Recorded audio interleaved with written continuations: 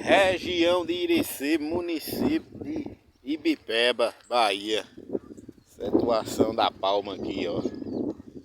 Por causa da seca, a região de Irecê tá precisando de ajuda, de chuva. Até a palma murchou.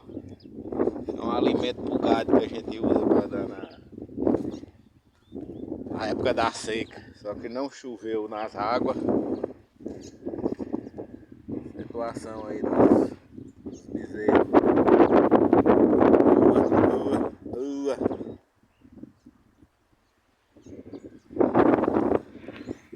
Sequidão tá feia e nem previsão de chuva para a região aqui.